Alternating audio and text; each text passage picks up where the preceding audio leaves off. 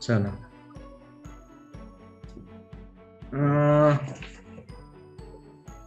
today we will start our first lesson. It is a poem, A Teenager's Prayer.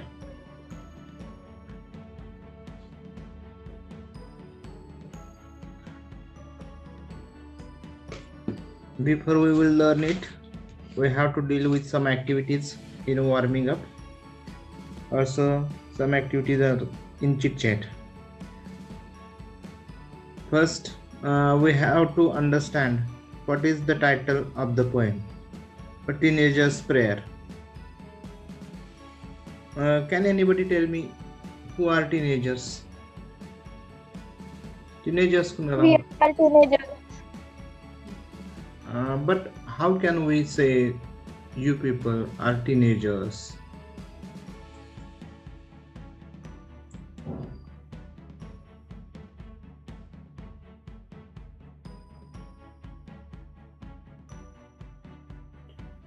Who should be teenagers? कोण असतात teenagers सांगा बघू बरं.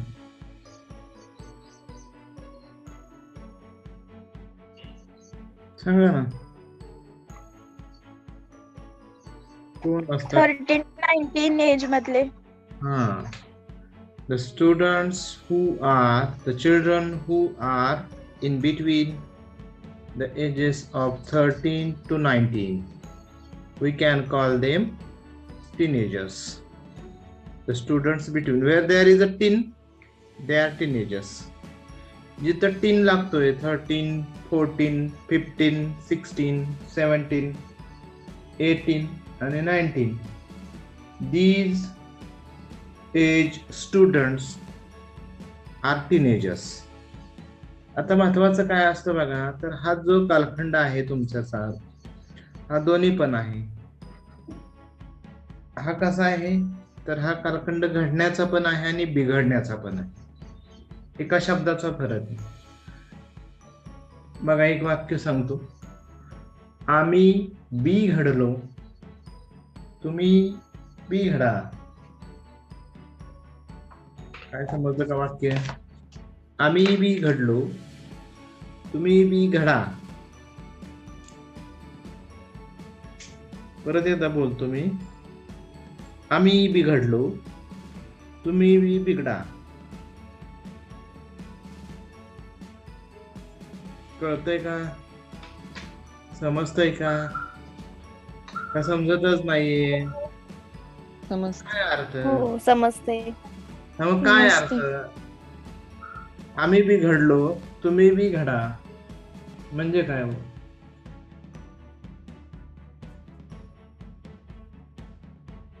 अरे सांगता यायला पाहिजे ना,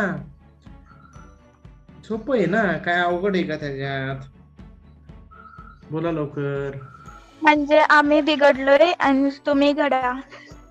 म्हणजे आम्ही बिघडलोय, तुम्ही घडा. आम्ही बी घडलो, तुम्ही बी घडा. आम्ही घडलोय, तुम्ही पण घडा. आम्ही घडलोय, तुम्ही पण घडा, असा त्याचा अर्थ आहे. तर आपल्याकडे नेमकं उलट घेतलं जातं, आहे का नाही? आपल्याकडे नेहमी उलट घेतलं जातं. चांगल्या गोष्टी सहजासहजी पचत नाहीत आपल्याकडे, है ना? वाईट गोष्टींचा आस्वाद घेण्याची नॅचरली प्रवृत्ती जास्त असते. वाईट गोष्टी अशा अट्रॅक्ट करतात, पटकन लगेच अट्रॅक्ट करतात. आणि हा इन बिटवीन 13 to 19 तुम्ही जास्त बिघडण्याचे चान्सेस जास्त असतात. ह्याच्यामध्ये जर तुम्ही फोकस केलं तुमच्या स्टडीवरती, तुमच्या अभ्यासावरती, तुम्ही प्लॅन केला तुमच्या भविष्याच्या दृष्टिकोनातनं, तर you will get lot of opportunities. तर तुम्हाला अनेक संधी उपलब्ध होऊ शकतात इन फ्युचरमध्ये, भविष्यामध्ये. प्रचंड मोठी ज्ञानाची कवाडं तुमच्यासमोर उभी आहेत आणि त्या ज्ञानाचा कवाडांचा जर वापर करायचा असेल आणि तुमचं जीवन घडवायचं असेल तर हाच कालखंड महत्वाचा आहे. त्या कालखंडामध्ये तुम्ही खुशाल झोपा काढल्या, तुम्ही काय नाही काम केलं, नुसतं आपलं फुकट चळका मारल्या, नुसतं टीव्ही बघितला सकाळपासून संध्याकाळपर्यंत, आई बाबा घरात नाहीत, आपण बसला टीव्ही बघत, असं जर धंदे केले तर आयुष्यामध्ये तुम्ही काहीच करू शकत नाही. म्हशी राखण्याची पाळी परत भविष्यात येणार तुम्हाला, कारण दुसरा पर्यायच असणार नाही तुमच्या समोर. कारण हा कालखंड आहे जो तुमचा घडण्याचा कालखंड. आणि हाच कालखंड तुम्ही वाया घालवला. तो तुम्ही तसा वाया घालवू नये याच्यासाठी ही कविता दिलेली आहे. टीनेजर्स प्रेयर ही कविता हेच शिकवते. आता बघा ह्याच्यामधली चिटचॅट ऍक्टिव्हिटी मधली पहिली activity form groups of 5 two. आता इथं काही शक्य नाही. Give a rating of 1 to 5 to each of the following. When you have to, पहिली ऍक्टिव्हिटी बघा पेज नंबर 2 वरती आहे. When you have to take important decisions for to you generally do. Okay, they have given here A, B, C, D, E, F. आता वाचा one by one. आता त्याचा sequence लावायची आपल्याला नंतर. पहिल्यांदा बघा काय दिलेले, ए मध्ये काय दिलेले बघा. Consult parents oblique elders. आवाज येत नाहीये का माझा? येतोय सर. बी वाचा. बी वाचा, बी वाचा. Contact friends for advice. C. Pray to God for guidance. D. Think deeply in silence. Then E. Ask your teacher for help. And the last one. Also point to decide. Okay, these are some suggestions. When you are you don't get your decision, that time you have to follow these steps. बघा आता कसं जायला पाहिजे. When you have to take important decision for do you generally do. काय करता बघा तुम्ही. तर यामधलं पहिली कोणती गोष्ट करता सांगा बघू बरं. Think deeply in silence. Okay, ही गोष्ट करायला पाहिजे. पहिल्यांदा थिंक डीपली, पहिल्यांदा आपण विचार करतो स्वतः काय करता येईल ह्या गोष्टीतून उत्तर आपल्याला सोल्युशन काढायचंय, बाहेर निघायचंय. आपल्याला एखाद्या अवघड सिच्युएशन आलेली आहे आपल्या लाईफमध्ये आणि त्यातून बाहेर पडायचंय, तर पहिल्यांदा think deeply in silence. Okay, पण हे करताना बहुतांश वेळा काय होतं, आपण आपलंच परसेप्शन मध्ये राहतो. तर आपल्याला आपण स्वतःला अपार्ट फ्रॉम यू, आपण स्वतःला असं कन्सिडर करायचं मी कोण नाहीये, समोरचा मी थर्ड पार्टी म्हणून स्वतःकडे बघायचं. त्यावेळेला you will able to take correct decision. Okay, think deeply in silence. Then दुसरं काय करावं सांगा बघू बरं. Pray to God Parents for guidance. Consult parents or elders. Okay, consult parents और एल्डर्स. मग काय करता बघा, तुम्ही कन्सल्ट करता कोणाबरोबर, तर मग घरातले पॅरेंट्सशी जर तुमचं जर चांगलं रिलेशन असेल तर त्यांच्या बरोबर कन्सल्ट करता. जे मोठे आहेत तुमच्यापेक्षा वयात त्यांच्याशी तुम्ही, पण जे तुमच्या फेवर मध्ये असतात नेहमी, अशा माणसांची कन्सल्ट करता तुम्ही, पॅरेंट्स किंवा एल्डर्स बरोबर. Then third option, Ask your teacher for help. नाही, ते चौथी स्टेप आहे बघा. Contact friends for advice. Contact friends for advice. त्यानंतर ask your teacher for help. Okay, त्यानंतर pray to God for guidance आणि last toss a point to decide. Okay, like that you will take decision. Is it right? Yes. थोडेफार पद्धतीनं प्रत्येकाचं वेगवेगळं राहील. जसं की मगाशी म्हणलं, ask your teacher for help हे 3 नंबरला घेऊ शकता. कॉन्टॅक्ट फ्रेंड्स फॉर ऍडवाइस हे तुम्ही कन्सल्ट पॅरेंट्स आणि एल्डर्सच्या अगोदर तिथे पहिल्यांदा 2 नंबरवरती तुमचा कॉन्टॅक्ट फ्रेंड्स फॉर ऍडवाइस. पहिल्यांदा तुम्ही मित्राकडे किंवा मैत्रिणीकडे सल्ला विचारता. Then you will ask your father and mother, means parents आणि एल्डर्स असतील घरातले त्यांना विचारतात. Then you will come to teacher, त्यानंतर शिक्षकांना विचारतात. शेवटी कुठं जातात तर मग ह्यातनं पण पर्याय काय होईना तर प्रे टू गॉड फॉर गायडन्स. देवाकडे जाता, हे देवा मला वाचव, माझा उद्या पेपर आलेला आहे, मला आता तुझ्या संकटातून निभावून ने, असं देवाकडे जाऊन लोटांगण घालता, भस्म लावता, टिळा बिळा लावता, दुसऱ्या दिवशी पेपरला तशा टिळा लावलेल्या अवस्थेत शाळेत येता तुम्ही. बरोबर, तुम्हाला असं वाटतं आता पेपर एकदम सोपा जाणार, आपल्याला अजिबात पेपर अवघड जाणार नाही, आहे का नाही? असं वाटणं स्वाभाविक आहे तुम्हाला. तुमच्या वयानुसार ह्या गोष्टी स्वाभाविक आहे, कन्सिडर केल्या जातात, ह्या गृहीत पकडल्या जातात. परंतु असं दैववादी व्हायचं का? दैववादी व्हायचं का असं? नाही. नाही. आपण कसं राहायला पाहिजे? आपला हात जगन्नाथ, आपल्या हातानं होऊ द्या काय व्हायचंय ते. ओके, प्रयत्न करा पहिल्यांदा, आणि जर प्रयत्न करून यश नाही मिळालं तर मग तुमचा शेवटचा पर्याय आहे. त्यानंतर toss a coin to decide, हे तर अजिबात करू नये. हां, toss a coin to decide, काय डिसिजन घेता येत नसेल तर टॉस करता तुम्ही, काय करायचं. हा एक आपला ऑप्शन दिलेला आहे त्यांनी. पुढचं बघूया. In a poetry very often there are lines in which the poet seems to talk directly to an absent person, an abstract idea or thing object. Such a tactic device used by the poet is the figure of speech apostrophe. Okay, apostrophe एक figure of speech इथं introduce करून दिलेलं आहे बघा. आता बघा, for example page number इथं दिलेलं आहे, ट्विंकल ट्विंकल लिटल स्टार. ऐकले का? ही कविता ऐकली का? म्हणली की हो. नर्सरी राईम, नर्सरी राईम आठवतंय का? नर्सरी राईम हे म्हणलेला तुम्ही गुरुजींनी कुठून म्हणायला लावलेले तुम्हाला, वर्ड ओरडून, है ना? लय वेळा ओरडला तुम्ही, हे का नाही? पुढे बघा, death where is thy sting, death where is thy sting. नंतर बघा, okay O man, I wish I could live with you. बघा, म्हणजे ज्यावेळेला एखादं एक्सप्रेशन एखाद्याला उद्देशून, म्हणजे देवाकडं याचना करणार असेल, किंवा एखादं ॲबस्ट्रॅक्ट असेल, एखादं ऑब्जेक्ट असेल, त्याला गृहीत पकडून ज्या वेळेला बोललं जातं त्यावेळेला त्या ठिकाणी ॲपॉस्ट्रॉफी हा अलंकार होतो. लक्षात राहील का?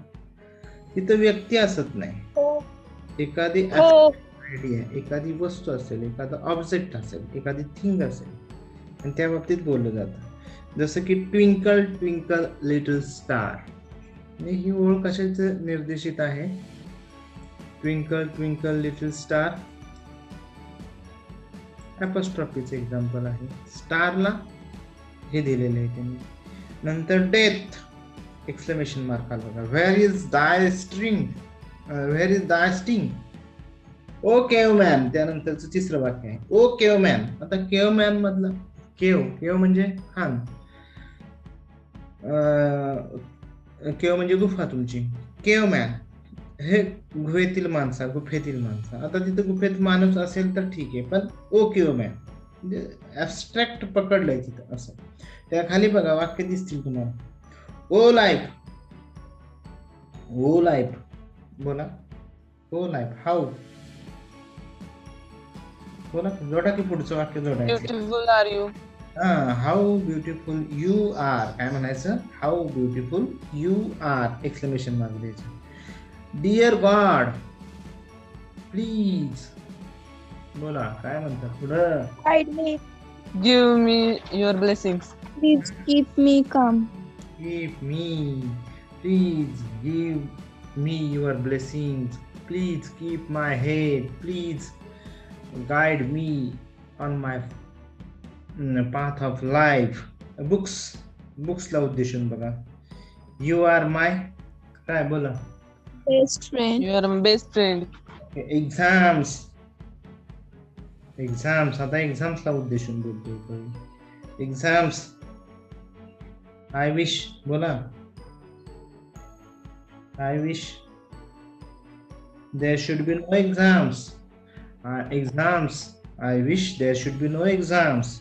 ओ यू ब्युटिफुल स्काय बोला पुढं. I like you beauty. In Give all me your your beauty. I like your. work. Okay, तर असं कुणाला तरी उद्देशून जेव्हा एखादं वाक्य बोलतो त्या ठिकाणी ॲपॉस्ट्रॉफी अलंकार होतो, हे लक्षात ठेवायचं. ओके, आता इकडे जावा, पलीकडच्या मार्जिन स्पेस ऍक्टिव्हिटी मध्ये दिसतंय का इथं? हो. हो. बघा इथं मार्जिन स्पेस ऍक्टिव्हिटी दिसते का? जरा माझी स्क्रीन मोठी करतो. ह्याच्यामध्ये क्वेश्चन आहेत बघा, दिसतात का? How should one react to temptation. दिसला का क्वेश्चन? दिसला का? हाऊ शुड वन हो. टेम्पटेशन. Oh, त्यानंतर what effect does the speaker wish to see in himself at the end of his teens. Okay. Then in what condition does the poet wish to maintain his body. आणि whose company does the poet wish for in the walk of life. हा लास्टचा question आहे. Okay. आणि एक इथं वरती 2-3 question राहिले. What is the age group of the speaker in the poem. दिसतोय का वरती इथं? What is the age group of the speaker in the poem. सांगा बघू बरं. याचं पहिल्या प्रश्नाचं उत्तर सांगा. बोला पटपट. 13 to 19. 13 to 19. What decisions does the speaker have to take. बघा इथं आलेलं असेल पहिल्या ओळीत उत्तर. What decisions does the speaker have to take.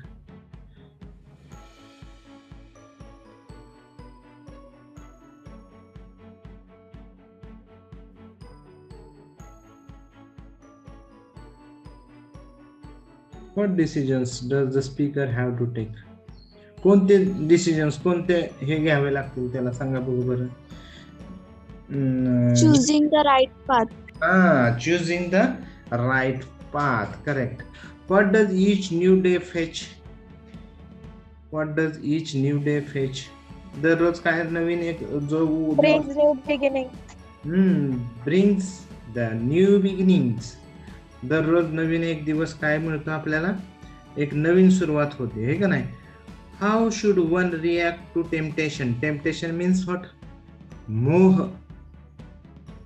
दुनिया मोहमयी आहे म्हणतात, हे का नाही? टेम्पटेशन इथं दिलेलं आहे बघा. A strong wish to do something bad or wrong. मोह, एखादी वाईट गोष्ट चटकन मोहते आपल्याला आणि मग त्याचा मोह होतो आणि त्या मोहाला बळी पडून आपण काय करतो? आपलं सर्वस्व गमावून बसतो. तर अवॉइड टेम्पटेशन. टेम्पटेशनला how should one react to temptation. कसं रिॲक्ट केलं पाहिजे बघा. इथे बघा. Help Lord to just say no. दिसतंय का? Help Lord to just say no when temptation comes on my way.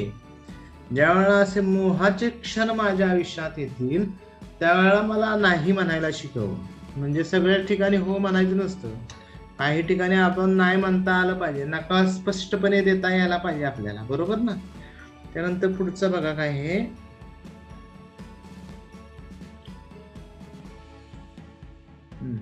What effect does the speaker wish to see in himself at the end of his teens? आता effect काय दिसतील सांगा बघू बरं. I know that I will see that life is lived its very best with you walking next to me.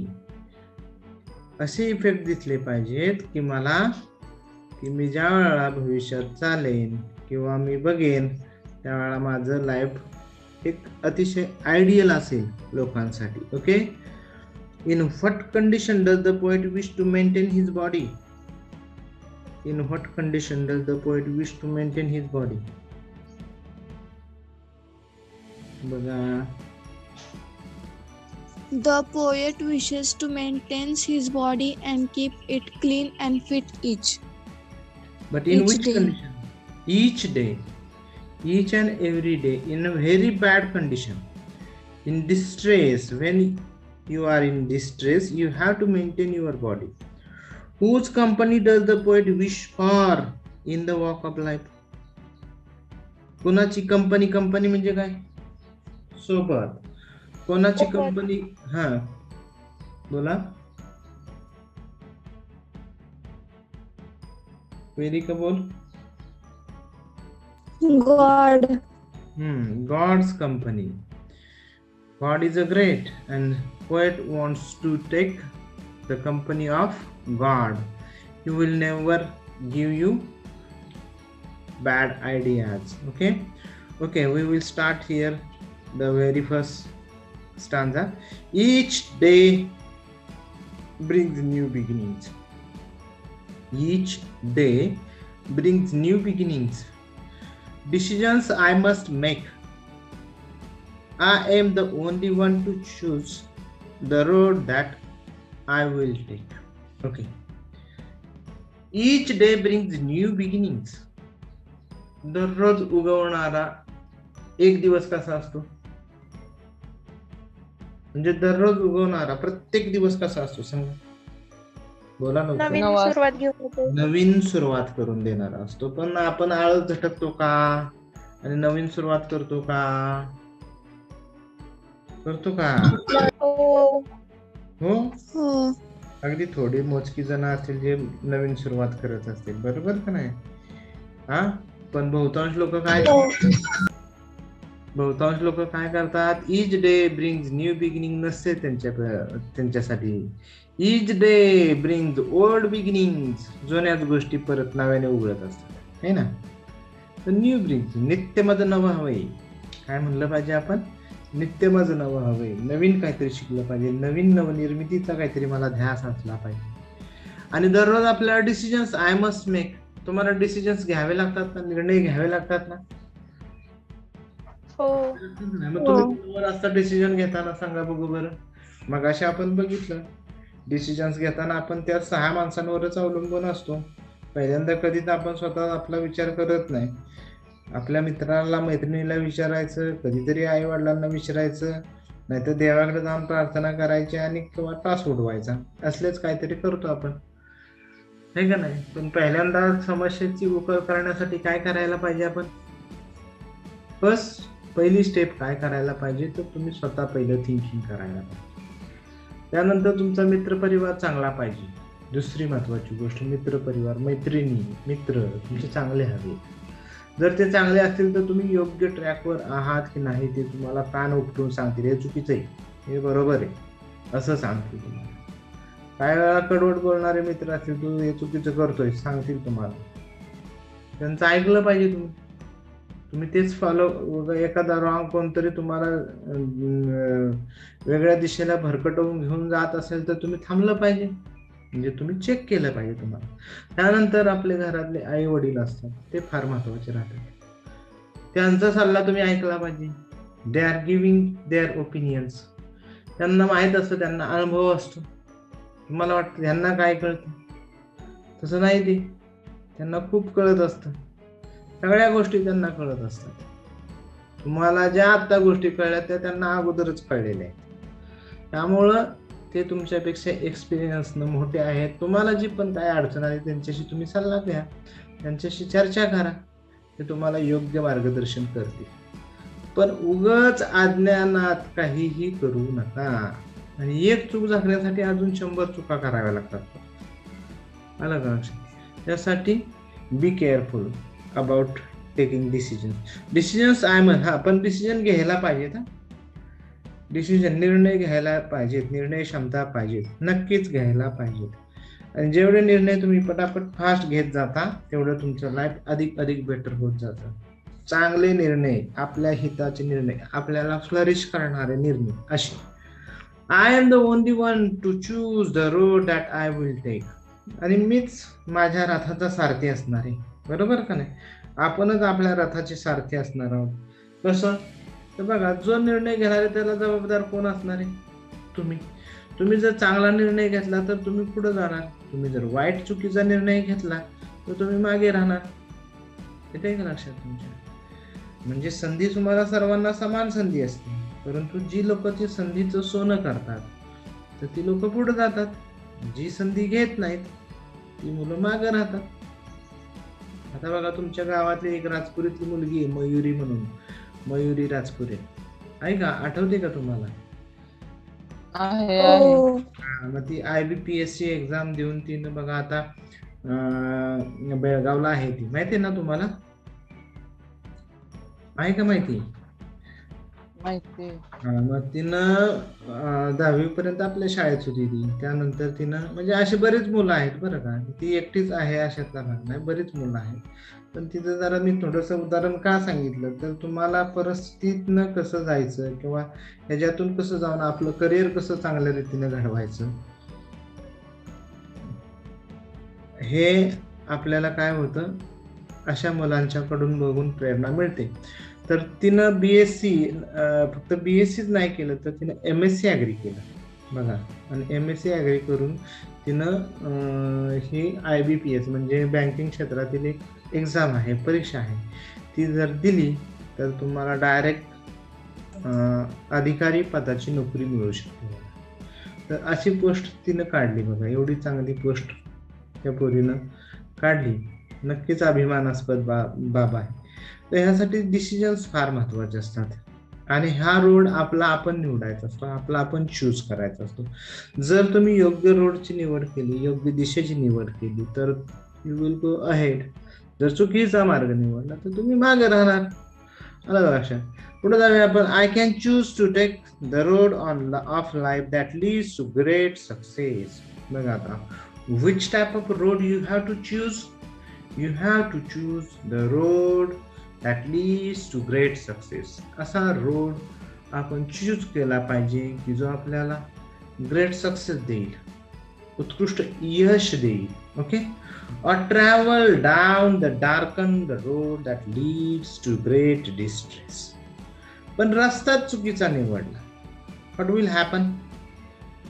मग सगळंच अंधकारमय. आणि मग त्यातून काय येणार? तुम्ही डिस्ट्रेस मध्ये जाणार. Distress a great worry or strain. खूप चिंता, खूप काळजी, खूप वाईट परिस्थिती. मग हा रोड निवडणं कुणाच्या हातात आहे सांगा बघू बरं. आपल्या हा, म्हणून रोड चुकता कामा नये, रस्ता चुकता कामा नये. एखादा मित्र आपल्याला, असे पण काही संगत भेटते आपल्याला, अशा मित्रांची पण संगत भेटते लाईफ मध्ये पुढे गेल्यानंतर. अशा मैत्रिणी असतात जे आपल्याला सारखं डिस्ट्रॅक्ट करत असतात, बात करण्याचा प्रयत्न करत असतात. हे कर रे, ते कर रे, ही गोष्ट कर, हे कर. नको त्या गोष्टी करण्यात त्यांचा स्वतःचा वेळ घालतो. यू हॅव टू डिलीट हिम. काय करायला पाहिजे तुम्ही? अशा माणसांना लगेच तत्काळ डिलीट करा. Don't waste too much time on these people. अशा लोकांबरोबर तुम्ही तुमचा अमूल्य वेळ वाया घालवू नका. किंवा जे निगेटिव्ह थॉट स्प्रेड करतायत अशांबरोबर पण तुम्ही थांबू नका. जी लोक तुम्हाला ऊर्जा देत आहेत, जी लोक तुम्हाला प्रेरणा देत आहेत, अशा माणसांच्या सोबत तुम्ही थांबा. अशा मित्रमैत्रिणींचा संग्रह तुमच्या जवळ असला पाहिजे. हीच तर टीनेजर्सची प्रेयर आहे. यापेक्षा टीनेजर्सची वेगळी प्रेयर काय आहे? आणि एक चांगल्या माणसाचं, तुम्हाला एक जुने 8वीच्या पुस्तकात एक खरं तर कविता होती, अबूबेन आदेम. तर अबूबेन आदेम हा असा माणूस असतो जो खूप सत्कर्म करणारा माणूस असतो. आणि मग तो एक दिवस त्याच्याकडे रात्रीचा 12 वाजता एक एंजल येतो. तो एक काहीतरी कविता लिहित असतो 12 वाजता. आणि एक एंजल येतो आणि म्हणतो तुला काय विश हवी? तर म्हणतो तुझं जे पुस्तक आहे त्या चांगल्या माणसाच्या पुस्तकात माझं नाव सामील कर, असं तो म्हणतो. तर ठीक आहे म्हणतो. तर म्हणला तसं नाव तुझं सामील मी करणार नाही, त्यासाठी तुला काम चांगली करायला पाहिजे. तर म्हणला मी आतापर्यंत तर चांगली कामं केलेली आहेत, मग माझं नाव त्यामध्ये पाहिजे खरं तर, असं तो म्हणतो. तर तो एंजल काहीतरी लिहितो आणि निघून जातो. म्हणजे थोडंसं काल्पनिक कथा आहे. त्यानंतर दुसऱ्या दिवशी परत तो एंजल येतो आणि म्हणतो काल कुणाची नावं लिहिलीस? अबूबेन आदेम म्हणतो. तेवढी नावं दाखव. तर only his name was there. फक्त त्याचं एकट्याचंच नाव असतं त्या चांगल्या माणसांच्या मध्ये. म्हणतो माझं एकट्याचं नाव असणं उपयोग नाही, तर माझ्यासारख्या अशा अनेक माणसांची संख्या, म्हणजे तो एंजल म्हणतो तुझ्यासारख्या माणसांची संख्या वाढली पाहिजे. मे हिज ट्राईब इन्क्रीज. म्हणजे तुझी जी जमात आहे, तुझ्यासारख्या चांगल्या माणसांची जमात आहे, ती वाढू दे, असं तो म्हणतो. म्हणजे चांगल्या माणसांची समूह वाढला पाहिजे, त्यावेळेला वाईटाचा आपोआपच नाश होतो, तेव्हा वाईट गोष्टी कमी होतात. पुढे जाऊया आपण.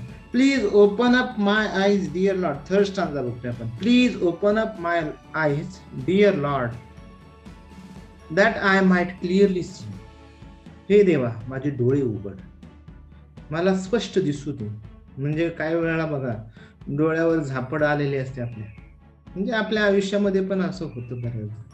आपल्याला क्लिअर दिसत नाही, क्लिअर समजत नाही नेमकं करता करिता कोण आहे. एखादा दुष्कृत्य करणारा माणूस याच्या चित्राच्या पाठीमागे दडलेला असतो. आणि अशा माणसांपासून मला वाचव. Please open my eyes. देवाला इथं टीनेजर्स काय प्रार्थना करतायत तर अशा दुष्ट माणसांच्या जवळ येण्यापासून मला वाचव. Please open up my eyes dear Lord that I might clearly see. मला क्लिअर स्पष्ट दिसू दे. पण पहिल्यांदा हे दिसत नाही तुम्हाला बरं का. ज्या वाईट माणसं अलगच संगतीत येतात आपल्याला, तर you have to see them, you have to observe them clearly. तटस्थपणे बघायला शिका त्यांच्याकडे तुम्ही. Help me stand for what is right. बऱ्याचदा बघा हे काय होतं, व्हॉट इज माइट असं होतं आपल्याकडं. Help me stand for what is right नाही होत, तर व्हॉट इज माइट. म्हणजे ज्याची ताकद जास्त त्याच्यासोबत आम्ही, ज्याची ताकद कमी त्याच्यासोबत आम्ही थांबणार. It is not right. आपण कसं थांबलं पाहिजे, तर जे काय बरोबर आहे, योग्य आहे, त्याच्यासोबत राहायला पाहिजे. पण आपण कुणाच्या संगतीत राहतो, कोणाची ताकद जास्त आहे, कोण बॉस आहे, त्याच्या संगतीत राहतो. मग त्याचं 10 चुकीचं असलं तरी आपण त्याचं बरोबर म्हणतो. It is wrong. तसं नाही राहायला पाहिजे. जे बरोबर आहे त्याच्या संगतीत राहायचं, जे चुकीचं आहे त्याला डायरेक्ट डिलीट करून. Bring out the best in me. Bring out the best in me. माझ्यातल्या चांगल्या गोष्टी बाहेर काढून मला एक उत्तम नागरिक घडव, असं म्हणतो. पुढचं 4th स्टांजा बघा. Help Lord to just say no. हे सगळ्यात महत्वाचं. आपण काय म्हणायला शिकलं पाहिजे, नाही म्हणायला शिकलं पाहिजे. Help Lord to just say no when temptation comes my way. मोहाचे क्षण ज्या वेळा माझ्या आयुष्यामध्ये येतील त्यावेळेला आपण काय म्हणायला शिकलं पाहिजे, नाही म्हणायला शिकलं पाहिजे. that I might keep my body clean and fit for life each day.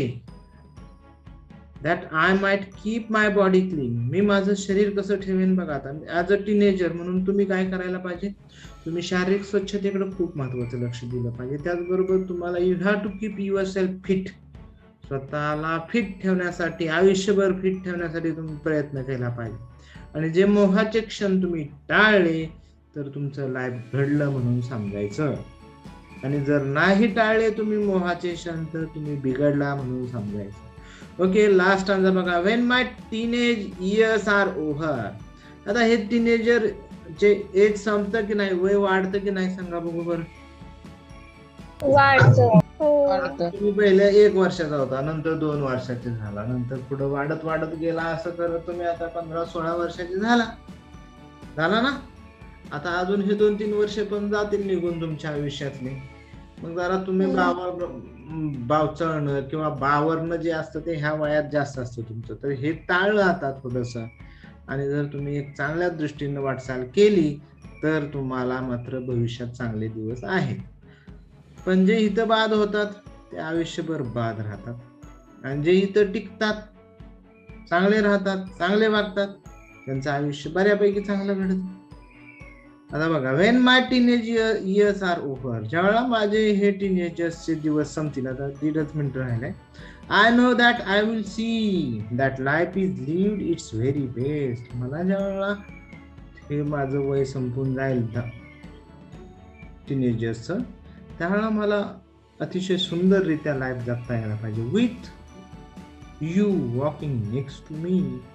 तूच आमचा दिशादर्शक असणार आहेस, तूच आमचा मार्गदर्शक असणार आहे. कोण मार्गदर्शक असणार आहे, तर देव.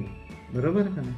म्हणून हे देवा, तुझ्याकडे आम्ही अशी प्रार्थना करतो, आम्हाला तू सत्कर्म आमच्याकडनं घडवून दे. म्हणजे हे करण्याचं काम आपलंच आहे ना, बरोबर ना. मग त्यासाठी आपण आपलं काम कसं चांगलं करता येईल याचा विचार केला पाहिजे. देवाकडे हीच प्रार्थना करायची, मला सद्बुद्धी दे, चांगला अभ्यास करण्याची शक्ती दे, माझे मित्रमंडळी चांगले असू दे किंवा मी वाईटांच्या संगतीत जाणार नाही. अशा पद्धतीचं आपण देवाकडं गारानं मागायचं किंवा देवाला मागणी मागायची. तर अशा रीतीनं आपण ही कविता इथं संपलेली आहे. या वर्षाच्या वर्कशॉपमधल्या ॲक्टिव्हिटी आहेत त्या पूर्ण करून घ्या. त्याचबरोबर जे आपला ब्रिज कोर्सचा अभ्यास आहे तो मी त्या ग्रुपवरती पाठवतोय, तो तुम्ही बघून घ्यायचा आता इथून इकडं, कारण त्यात वेळ घालवू शकत नाही आता आपण तुमचा. ठीक आहे, वेळ संपलाय आता बंद होईल मीटिंग कुठल्याही क्षणी. ठीक आहे.